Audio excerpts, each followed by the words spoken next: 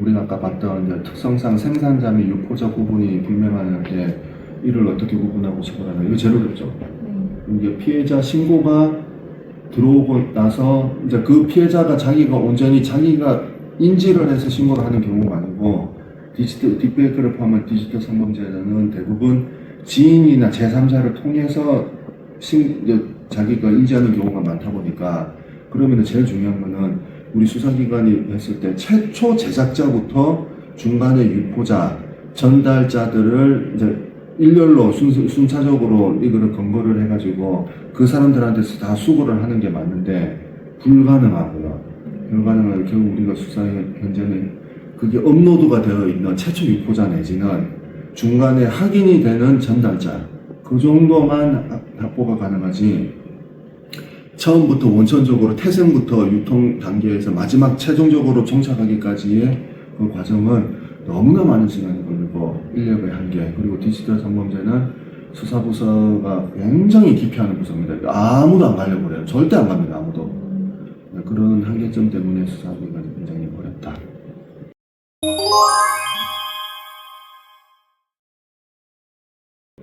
그리고 이제 딥페이크가 수사 과정이나 유통자 이런 과정에 2차 피해가, 이게 제일 중요한 문제가 2차 피해거든요. 2차 피해가 있을 것 같은데, 이런 문제점은 우리 수사기관이 N번방 사건, 이게 N번방 사건 이전에 예전에 그 위디스크의 그 양진호 씨가 운영을 했던 그 위디스크 그 웹하드 카르텔이라고 있어요. 이게 불법 촬영물을 촬영하는 놈들이 있으면은 그 촬영하는 그 놈들의 컨텐츠를 웹하드에다 제공하는 거야. 그리고 여기다 제공하는 거죠. 그러면은 그 본 사람 누군가가 피해자한테 신고를 하잖아요. 그럼 그 피해자는 이 웹하드 업체에서 주선해준 디지털 장의사를 연결해 주는 거야. 지워주는 척 하는 거죠. 지워줬다가 이제 돈 받고 지워주는 거죠. 지워주는 거에다가 또 다른 그 웹하드 제공, 이제 그 불법 촬영물 제공자한테 받아서 또 업로드 하는 거야. 또 업로드 해놓고, 또 그러면 피해자가 또 오면은 그거 또 돈 받고 지워주는 거예요. 이게 웹하드 업체, 디지털 장의사, 그리고 불법 촬영물을 제공하는 놈들이 이렇게 하나가 카르텔이 돼가지고 그때 웹하드 카르텔이라고 문제가 한번 됐었거든요. 그때 디지털 성범죄 팀이 그때 생겼어요. 그때 생기면서 우리 지침이 내려온 게 뭐냐면은 디지털 성범죄 사건을 통해서 중간에 취득한 자료, 압수한 자료, 획득한 데이터들 반드시 엄격하게 관리를 하고 수사가 끝나면 모든 건 한 곳에 서버에 모아서 모두 폐기한다.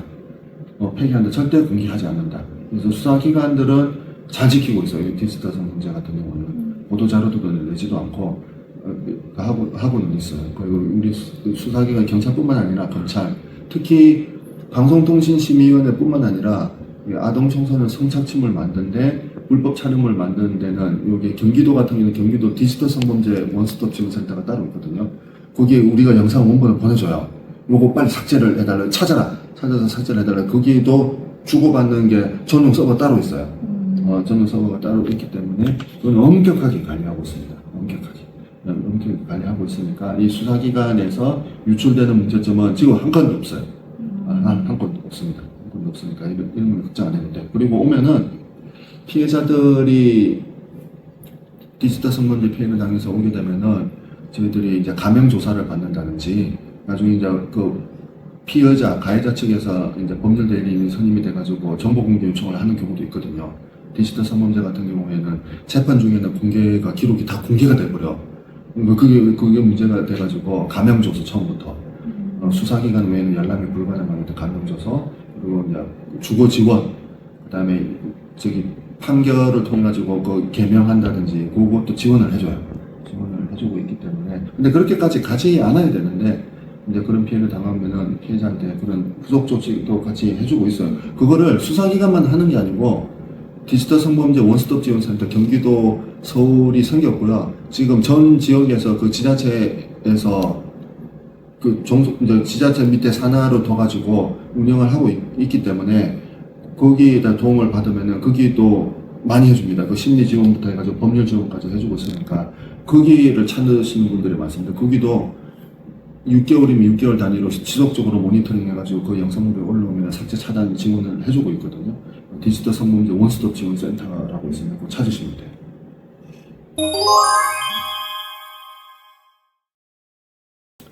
해외로 퍼진 경우에는 어떤 조치가 이루어지나요? 이게 어렵죠.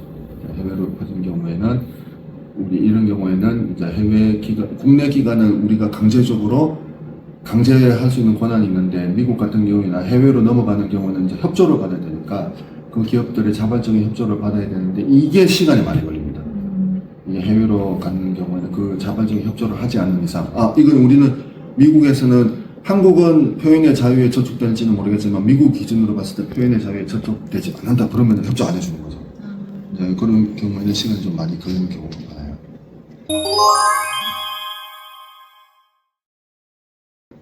5번 딥페이크 영상은 저작권에 걸리지 않나요? 이게 이제 지금 제일 걱정 중에 하나가 요즘에 그 웹하드나 이런 데 통해 가지고 무료로 내려받을 수 있는 것 중에서 그 일본의 그 어덜트 비디오 회사들 그 음란물 있어요. 걔네들이 저작권 자기들 침해했다고 고소 많이 들어와요. 이 음란물도 저작권이 있는 거 이게 뭐라고? 우리나라 감정은 당신들이 뭔데 이런 거 찍어놓고 저작권을 찾냐? 근데 법원에서 저작권 인정해줬어. 그러니까 이 음란물에 대해서 인정을 해준 거예요. 그러면은 딥페이크 영상물을 저작물이 있는 음란물에다가 합성을 해서 유포를 하면 어떻게 되냐? 이제 이것도 그러면 저작권을 걸릴 가능성이 높아요. 아직까지 딥페이크 영상물을 대상으로 이거는 원래 내 거예요라고 해가지고 저작권 침해가 당했다고 신고는 아직 안 들어오죠. 그러니까 우리나라 법정서상 그거 절대 가만히 안 놔둡니다. 그렇게 불법으로 만든 게 저작권이 있다고? 이제 이런 시각도 있을 수도 있기 때문에. 근데 이게 충분히 이것도 앞으로 나타날 가능성도 높죠.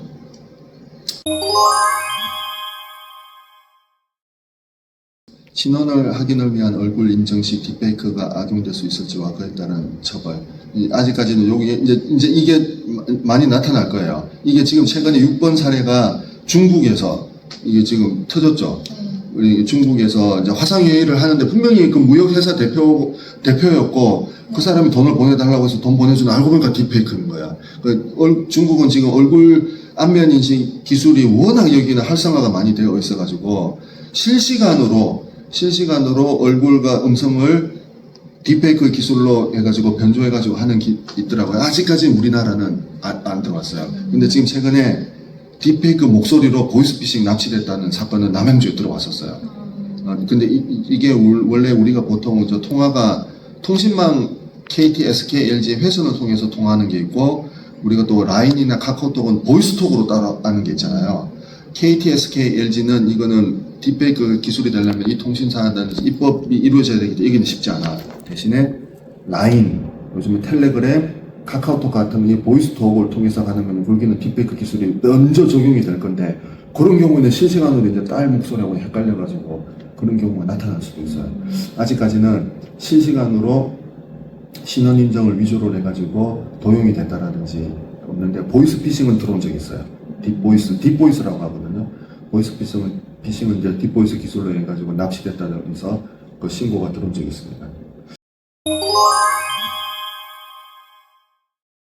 딥페이크 범죄를 법률로 어떤 수위에서 처벌하나요? 요거는 이제 관련 법률. 아까 딥페이크로 만들었는데 아동 청소년이다. 그럼 아동 청소년 성착취물로 가는 거. 이게 제일 세거든요, 그게.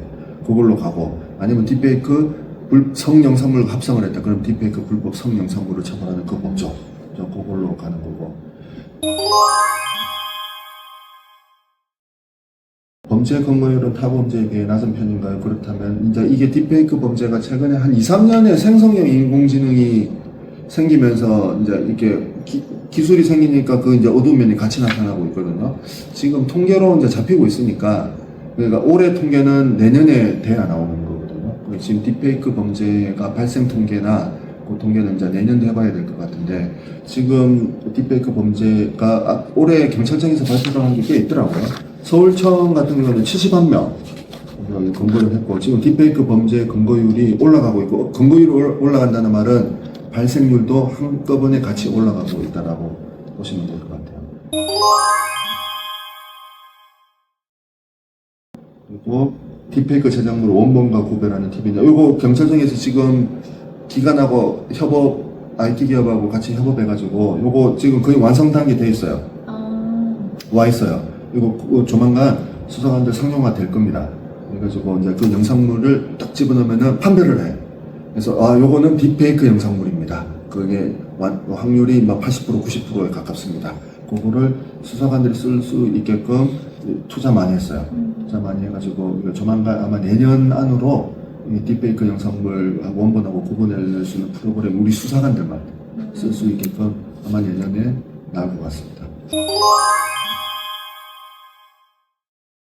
페이크 제작물을 원본과 구별하는 그런 시스템이 이제 개발되고 있다고 말씀해 주셨잖아요. 그런데 이제 가해자들도 다크웹 같은 것들을 통해서 이제 이런 불법 영상물 합성하는 그런 사이트를 찾고 그러는데, 그럼 이제 피해자분들도 아무래도 아까 말씀하셨듯이 수사가 오래 진행되다 보면 답답한 마음에 이제 그런 디지털 장의사를 찾는 사이트를 찾거나 아니면은 자기가 스스로 뭔가 한 번에 그 영상물들을 찾아서 삭제하는 그런 사이트를 약간 찾으려고 노력하시는 분들도 좀 많을 것 같은데, 많아요. 그런 것들로 인한 2차 가해 있어요. 있었습니다. 그래서 지금 디지털 성범죄가 탄생이 안 되어야 하는데 탄생이 되는 그 순간 누군가의 송곳을 통해서 유포가 되잖아요. 피해자들은 그걸 제일 두려워하거든요. 그러다 보니까 피해자들은, 우리는 수사기관은 수사 단계에서부터 증거를 수집하는 과정까지 적법 절차를 지켜서 가야 하다 보니까 수사는 당연히 더딜 수밖에 없어요.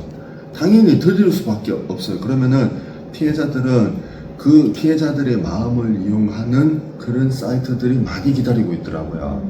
근데 그 사이트들이 저희들도 몇 군데 수사를 해봤거든요. 그 사이트들은 어떻게 홍보를 하냐면은, 우리는 이런 영상물들을 원천적으로 지워줄 수 있는 기술을 갖고 있다라고 하는데, 그런 기술이 있으면은 그 기술은 검증이 되어야 되고, 그리고 그 기술을 썼을 때 위법 절차가 없다라는 것을 인정을 받아야만 우리 국가가 쓸 수가 있거든요. 우리나라가 국가기관이 먼저 써야 되지, 그런 기술을 갖고 있다고 홍보하는 기업들은 100% 사기예요. 100% 사기입니다. 그런 기술은 대부분 불법일 가능성이 굉장히 높아요. 제가 실내로 우리나라에서 꽤 큰 디지털 장의사를 운영하고 있고 지워주는 그 업체로 알고 있는데, 그 사람들은 그 유포지를 역으로 가서 그 유포를 하고 있는 그쪽에 들어가서 그걸 해킹을 하더라고요.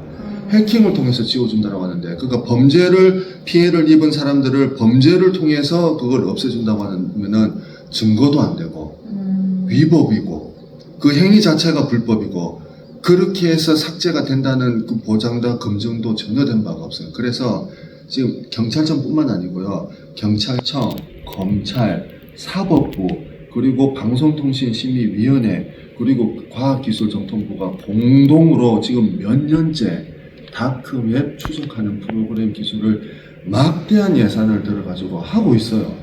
하고 있거든요. 그게 검증이 돼야 되고, 최종적으로 상용화가 되려면 그걸 반드시 위법하지 않다라는 것을 안전성 인정을 받아야 되기 때문에 그게 시간이 걸리는 거거든요. 그렇기 때문에 피해자들은 조급한 마음에 삭제를 해줄 수 있는 사설 업체를 찾는 경우가 많은데, 우리나라에는 디지털 성범죄 원스톱 지원 센터가 있어요. 그분들이 경기도 같은 경우에는 초창기 설립될 때부터 저희들하고 일을 많이 했거든요. 우리나라에서 가장 뛰어난 검색 기술을 가지고 있는 곳입니다. 그리고 거기는 준사법기관 못지않게 삭제 차단하는 권한을 갖고 있어요. 이미 MOU가 되어 있어요. 그 기관을 통해서만 삭제 차단 요청이 들어오면 해외 기관에서는 그게 수용이 되는 거예요. 그렇기 때문에 절대 그 사설 기업 업체 찾으시면 안 돼요. 찾으면 안 됩니다. 그런 기술 안 가지고 없어요. 그런 기술은 국가가 제일 먼저 쓸 겁니다. 그렇기 때문에 거기에 그 마음에 그런 사설업체를 찾아가지고, 그러면은 그렇게 해서 사설업체를 찾았잖아요. 그러면 그 업체가 그렇게 획득한 정보를 어떻게 관리하겠냐는 거죠. 모니터링 안 되고 있는데. 그 2차 범죄로 있을 가능성이 있다.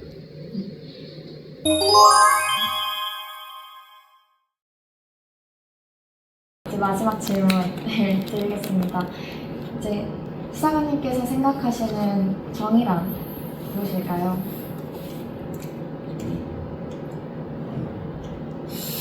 저희는 디지털 성범죄 피해자는 누구든지 될 수 있다라고 하면은, 누구든지 될 수 있다. 내 가족이 될 수도 있고 심지어 내가 될 수 있다라는 그 생각을 하게 되면은, 그 수요자들, 디지털 성범죄는 특히 이제 수요자들이 있기 때문에 그걸로 걔네들의 생태계가 구축이 되어 있거든요.